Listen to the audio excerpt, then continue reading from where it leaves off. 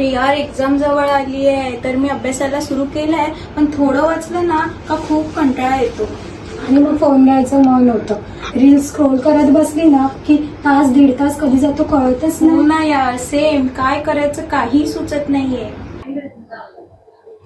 हा फक्त स्टुडंट्स किंवा टीनेजरचा प्रॉब्लेम नसून सर्वांचाच हा प्रॉब्लेम झालेला आहे. इन्स्टा स्क्रोल करायला घेतलं की तास दीड तास आपले कधी निघून जातात आपल्याला समजत नाही. आपण त्याच्या आहारी गेलेलो आहोत. ह्या जनरेशनचा म्हणजे ह्या स्टुडंट्सचा असा प्रॉब्लेम होतो की ते 2 पेजेस वाचतात आणि कंटाळून जातात. पण जेव्हा मोबाईल यूज करतात, भले इन्स्टा असू देत किंवा कोणताही गेम असू देत, ते तासन तास खेळत राहतात.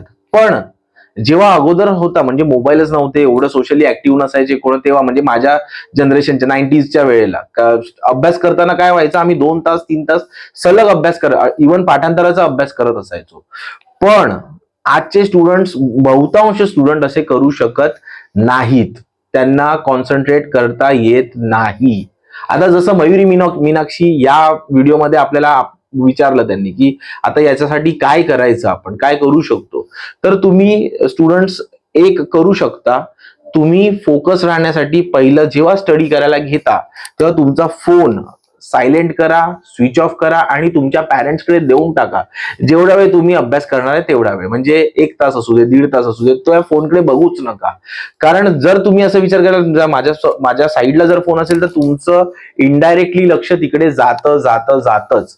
सो हे टाळण्यासाठी तुम्ही स्वतःचा फोन तुमच्या पॅरेंट्सकडे देऊन टाका. पॅरेंट्स पण खुश होतील, बाबा वा, माझा मुलगा किंवा माझी मुलगी एकदम अभ्यासाला लागली आहे.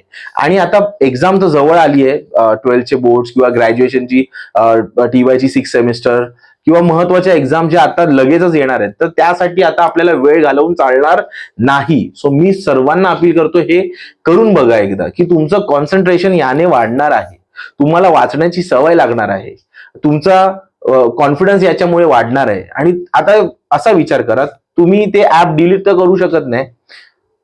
एक तुम्हाला अजून एक ट्रिक सांगतो की असं करू शकता तुम्ही, मोबाईल साईडलाच ठेवायचा, 25 मिनिटं वाचायचं किंवा 25 मिनिटं अभ्यास करायचा, 5 मिनिटाचा रेस्ट घ्यायचा. त्या रेस्टमध्ये चाला, घरच्यांशी बोला, पण मोबाईल नाही वापरायचा त्याच्यामध्ये.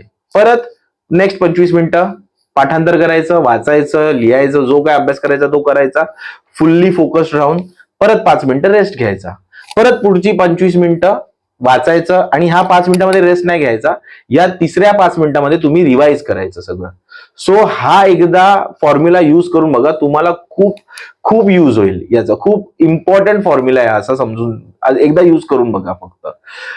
नंतर आपल्याला ना सवय लागलेली आहे की टाइम वेस्ट करायची म्हणजे काय, इन्स्टावर रिप्लाय द्यायची, इन्स्टावरती स्क्रोल करायची, टॅग करायची, स्नॅपचॅट यूज करायची. जनरेशनला आपल्या सवय लागलेली आहे, पूर्ण जनरेशनला. सो द थिंग इज, तुम्ही ते, मी असं नाही बोलत आहे की वापरायचं टाळून टाका. तुम्ही टाइम टेबल बनवा टाइम वेस्ट करण्यासाठी. म्हणजे काय, 24 असेल तर 24 तास वेस्ट करण्यासाठी नाही, टाइम टेबल बनवा टाइम वेस्ट करण्यासाठी. म्हणजे एक ठराविक टाइम ठरवा की याच वेळेला, याच टाइमला, या अर्ध्या तासात, या 1 तासातच मी बोलणार किंवा या 2 तासातच मी व्हिडिओ बघणार, माझा फोन बघणार, युट्यूब बघणार, इन्स्टा बघणार, याच वेळेत करणार. माझा बेस्ट फ्रेंड असेल, माझा कोण असेल, माझा क्लोज फ्रेंड असेल, मी त्याच वेळेत त्याच्याशी वार्ता करणार किंवा त्याच्याशी चॅट करणार किंवा त्याला भेटणार किंवा तिला भेटणार. असं करून बघा. सो तुमचा टाइम वाचेल पण, आणि तुम्हाला जे एंटरटेन करायचं ते तुम्ही एंटरटेनमेंट करा, स्वतःला एंटरटेनमेंट करून घ्याल त्याच वेळेत.